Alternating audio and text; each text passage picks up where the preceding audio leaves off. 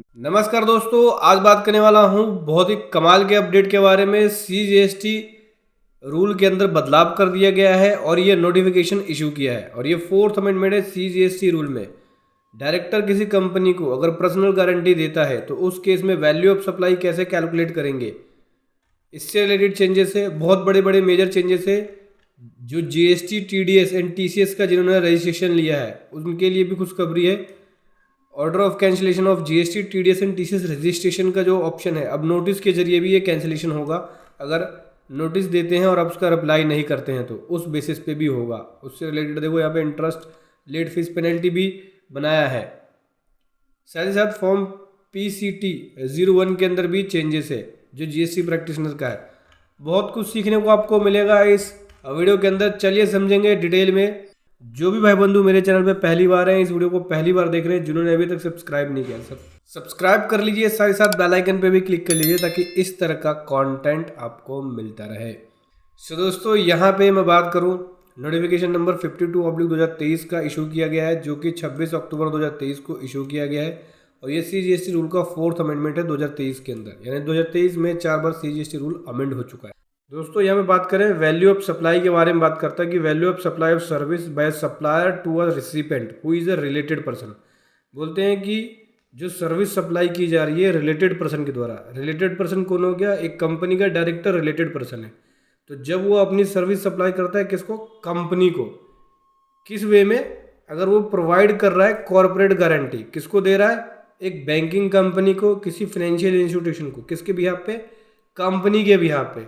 तो उस केस में जो सप्लाई होगी वो क्या मानी जाएगी?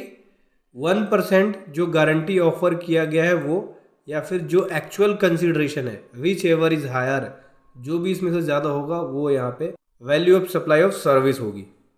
ठीक है, तो ये एक बड़ा चेंजेस है और इससे रिलेटेड सर्कुलर भी इशू किया है। तो मैं अपनी आने वाली वीडियो में सर्कुलर भी बताऊंगा, डिटेल में बात करेंगे इस टॉपिक के ऊपर। अगला जो चेंजेस है वो ये है कि जो फॉर्म है जीएसटी रजिस्ट्रेशन का पार्ट बी के अंदर अब 1% कंपनी का भी ऑप्शन दिखेगा। जब आप रजिस्ट्रेशन करने जाएंगे तो वहाँ पे 1% कंपनी के लिए भी क्लोज डाल दिया गया है।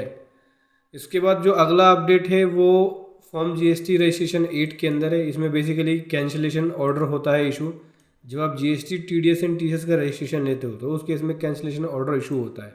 अभी देखो यहाँ पे ये चेंजेस कर रहे हैं, यहाँ पे ये सब्स्टिट्यूशन कर रहे हैं कि आपको नोटिस इशू होगा, शोकोज नोटिस। अगर आप उसका रिप्लाई नहीं देंगे तो उसके बेसिस पे भी GST, TDS and TCS registration cancellation हो जाएगा। ठीक है, आपने with in a time limit reply नहीं दिया तो उस केस में आपका रजिस्ट्रेशन कैंसिल हो जाएगा, जो टाइम लिमिट दी जाएगी आपको। या एग्जामिनेशन करने के बाद जो शो कोज नोटिस दिया उसका जो आपने रिप्लाई दिया उसका एग्जामिनेशन करने के बाद भी कैंसिलेशन कर सकते हैं। तो बहुत सारे लोग परेशान थे कि भाई जीएसटी, टीडीएस एंड टीसीएस का रजिस्ट्रेशन कैसे कैंसिल करें, क्योंकि ऑनलाइन पोर्टल पे इसका कोई भी ऑप्शन नहीं है। इसके लिए आपको लेटर या मेल के थ्रू रिक्वेस्ट करनी होती है, या ऑफिसर के पास जाके आप रिक्वेस्ट कर सकते हैं एप्लीकेशन या लेटर देके। उस केस में अगर वो सेटिस्फाइड हो जाता है तो कैंसिलेशन कर देता है। बेसिकली यहाँ पे यही बोलते हैं कि जीएसटी, टीडीएस एंड टीसीएस का रजिस्ट्रेशन जो कैंसिल है, अब अगर आपने नोटिस का रिप्लाई नहीं दिया तो उसके बेसिस पे भी कैंसिलेशन हो जाएगा।